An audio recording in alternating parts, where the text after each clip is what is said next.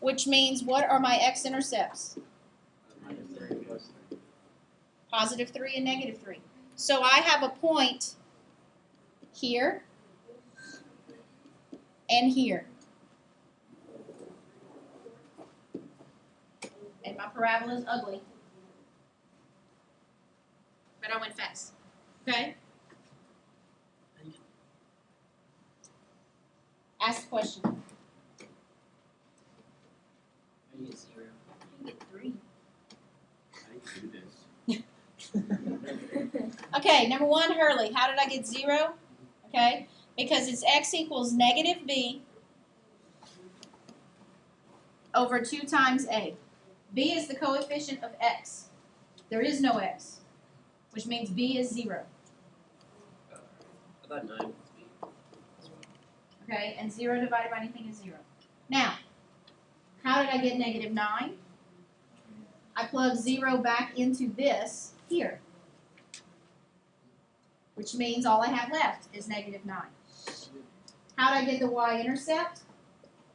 Your constant term is your y-intercept. It always is. I thought it's only one number. We have 0. Because I'm labeling the point. At this point, the coordinates are 0, negative 9.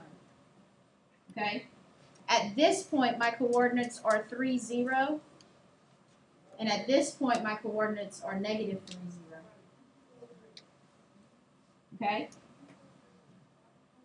At your y-intercept, x is 0. At your x-intercepts, y is 0. Because you haven't moved above or below the x-axis. Here, you have not moved to the left or the right of the y-axis. All right? Let's look at the next one. 20.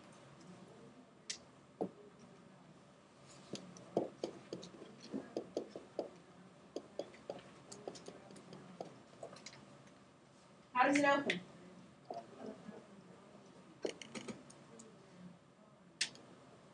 Our axis of symmetry is found by negative b over 2a. What's b? 4. So that's negative 4 over 2 times a, which is 1. What is that? Okay, so my axis of symmetry is x equals negative 2. Yes, James? X squared minus squared. Is it? I'm sorry. All that means is it just changes this sign. Because this is now plus, so this is positive 2. Okay, sorry. Yeah, it does. All right? Our vertex. How do we find the vertex? Well, we already know x is 2. Plug it in and find y. Okay, so we've got 2 squared minus 4 times 2 plus 4. 0.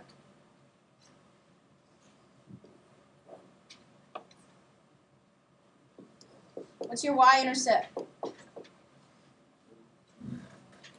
Positive 4.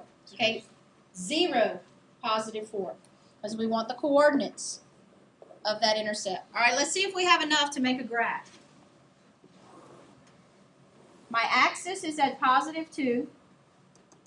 So that's where my dotted line goes. My vertex is at 2, 0. My y-intercept is at 0, 4. Could I conclude or guess where another point is on there? Yes. Yes, because this is the center, and I know that I have a point 2 units to the left here, then that means I have a point 2 units to the right at the same level. And as long as you have 3 points, you can draw your parabola.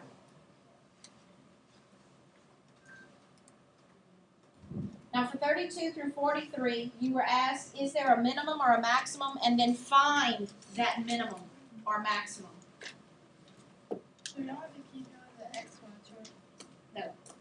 Okay? Only if you need 2 more points and you can't find them any other way. How do you tell if a parabola has a minimum or a maximum value? If it's open, up, or down. If it's up or if it's down. Okay, so all you had to do to decide if it was minimum or maximum was look at the x squared term. Now, some of those problems weren't in the right order.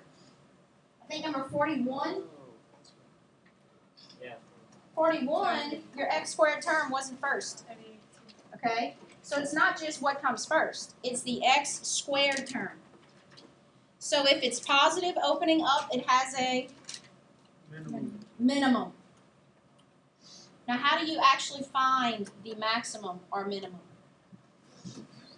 The y-coordinate of the vertex. Okay, so if you have a function and you're asked to give the actual maximum or minimum, well, you've got to start by finding x, and then once you find x, you plug it in, and you find y.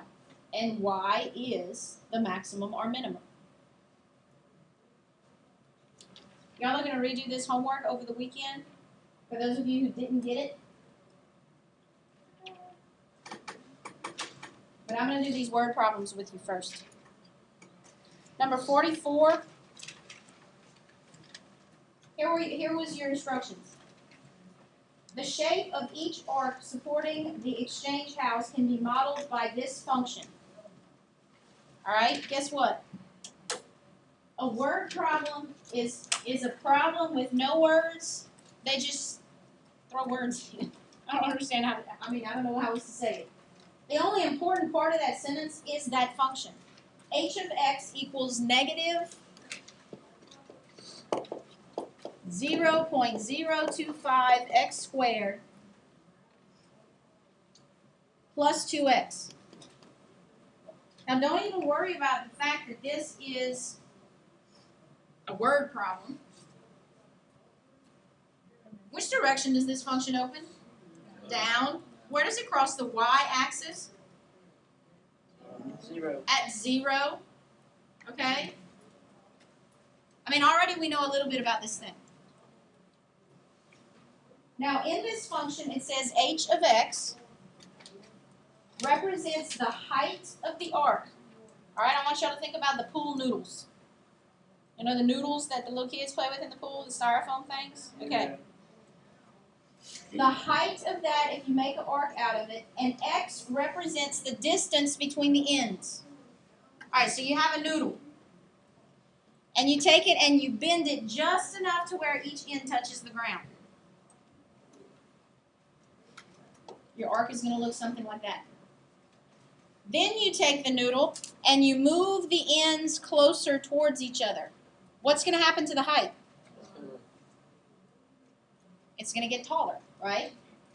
So this function is basically saying, depending on how far apart the base is, or the two bases, that's going to determine how high the arc is. Okay? Now, this is what we were told to do. Write an equation, or write the equation for the axis of symmetry. How do you find the axis of symmetry? Negative b over 2a. Okay, but let's actually figure out what that is. What's b? 2. So it's negative 2 over 2 times negative 0.025. Okay, well, if you use a calculator and figure that out,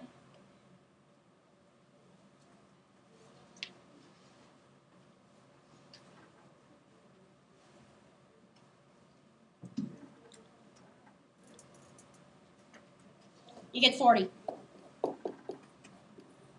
The equation for your axis of symmetry. Wait. Oh, what is? Oh, so it'll be what's 0.2025 times? I don't know. I did it in my calculator. Oh, how'd you do that? Like, oh, you got no, but how'd you get 40 like on again though? Negative 2 divided by 2 times 0.025. Okay? So it was like 0.025 times 2 is 0.05.